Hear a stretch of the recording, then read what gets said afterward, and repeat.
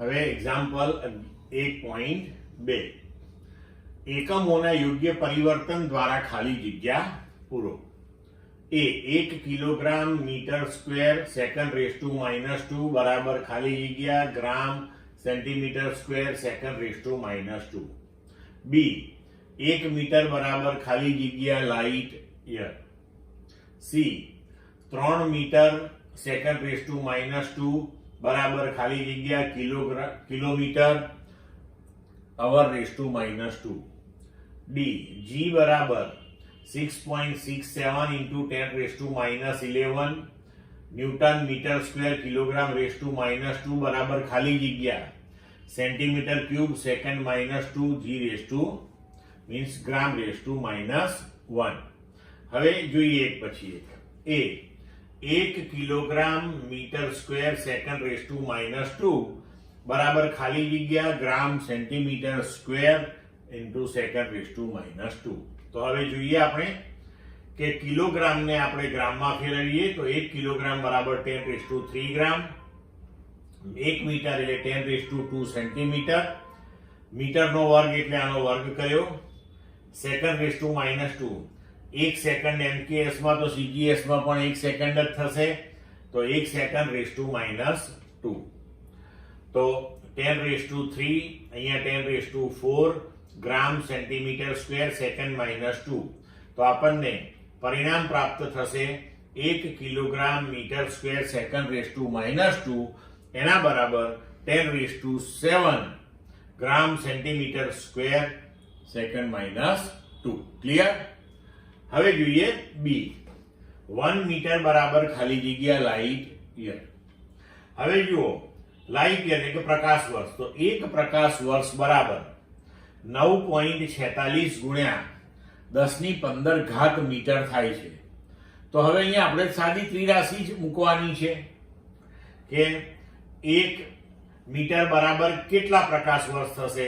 તો 1 મીટર બરાબર 1 ભાગ્યા 9.46 ગુણ્યા 10⁻15 પ્રકાશ વર્ષ થશે.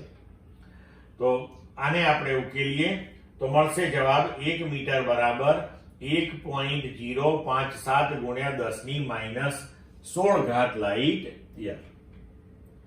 હવે સી તો 3 મીટર સેકન્ડ રેઝ ટુ -2 અહીંયા બરાબર કરજો મિત્રો. ખાલી જગ્યા કિલોમીટર અવર રેઝ ટુ -2. તો 3 મીટર સેકન્ડ રેઝ ટુ -2. હવે મીટરને તમારે કિલોમીટરમાં ફેરવવું હોય તો 1 મીટર બરાબર 10 રેઝ ટુ -3 કિલોમીટર. હવે સેકન્ડ ને કલાકમાં ફેરવવું હોય તો 1 કલાક બરાબર 3600 સેકન્ડ. તો 1 સેકન્ડ બરાબર 1 ભાગ્યા 3600 કલાક. અને રેઝ ટુ -2 તો રેઝ ટુ -2 લીધું આપણે. તો 3 ગુણ્યા 10⁻³ ઇન્ટુ 1 ભાગ્યા 3600 rays to -2 kilometre hour raise to -2. હવે આ 3600 ને જો આપણે ઉપર લઈ લઈએ તો ઘાતાંક પ્લસ થઈ ગયો. તો 3 ગુણ્યા 10⁻³ ઇન્ટુ 3600 નો વર્ગ. હવે એને ઉકેલીશું તો આપણને જવાબ મળશે 3 મીટર સેકન્ડ રેઝ ટુ -2 બરાબર 3.9 into 10 raise to 4 kilometre hour raise to -2. હવે ક્વેશ્ચન ડી જી બરાબર 6.67 into 10 raise to -11 newton metre square kilogram raise to -2 બરાબર ખાલી જગ્યા સેન્ટીમીટર ક્યુબ સેકન્ડ -2 ગ્રામ -1. તો હવે અહીંયા આપણને જી ની કિંમત આપેલી છે. એસઆઈ એકમ આપેલો છે આપણને. જમણી બાજુએ આપણે સીજીએસ એકમ લેવાનો છે. તો હવે આપણે આ જે એસઆઈ એકમ છે આપણો એને સીજીએસ માં ફેરવવાનો પ્રયત્ન કરીએ.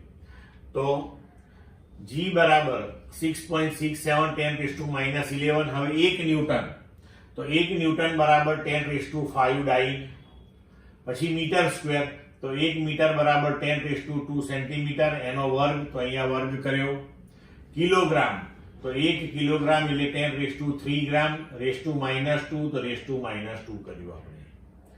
હવે 6.67 into 10 raise to -11 10 raise to 5 10 raise to 2 નો વર્ગ એટલે 10 રેઝ ટુ 4 10⁻³ એટલે 10⁻6 અને આપણો એકમ થઈ ગયો ડાઇન સેન્ટીમીટર સ્ક્વેર g⁻².